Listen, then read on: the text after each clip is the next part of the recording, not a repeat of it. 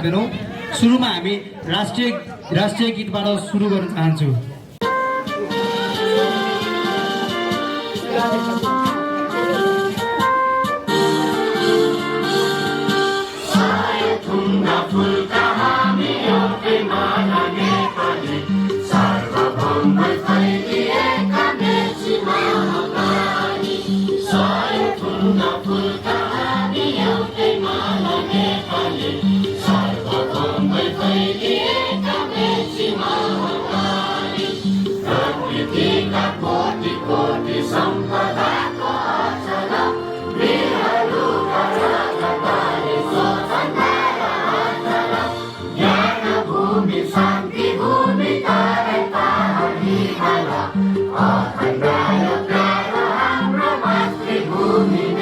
एक मिनट मौन धारण गर्न चाहन्छु।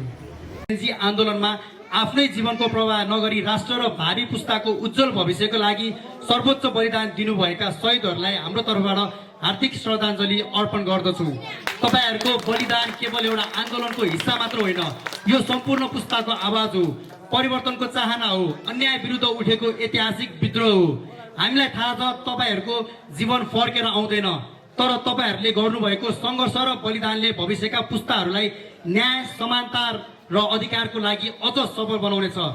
आज तपाईहरूको रगतले सिन्चित यो माटो भोलि नयाँ नेपाल निर्माण गर्ने आधारशील बन्नेछ। हामी तपाईहरूको बलिदानलाई व्यर्थ हुने दिने छैनौँ। शहीद आत्माहरूलाई शान्ति मिलोस् र तपाईहरूको सपना हामीले पुरा गर्नेछौँ भन्ने दृढ सङ्कल्पका साथ बलिदान व्यर्थ जाने दिने छैनौँ। तपाईहरूको रगतले यो माटो अझ लाल भयो, तर आशा छ त्यो रगतले नयाँ पुस्ताको उज्यालो भविष्य लेख्नेछ। शहीद आत्माहरूलाई शान्ति मिलोस्। शहीदको रगतले बाटो भिज्यो, तर कुर्सीका लागि लड्ने नेताहरू अझै जागेनन्, तर विश्वास छ जनताको बलिदानले अनिचावट संखारा सुगति सहित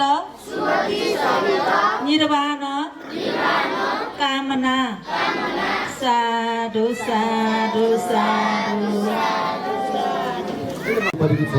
यसमा पनि मलाई साह्रै नै चित्त देखिन्छ, किनकि सरकार छैन जस्तो गरेर हिंसा हत्यातिर लाग्ने यस्तो घोर नीतिलाई चाहिँ हामीले भित्रैबाट जडबाट नै भाग्नुपर्ने छ र यो भएको पनि छ।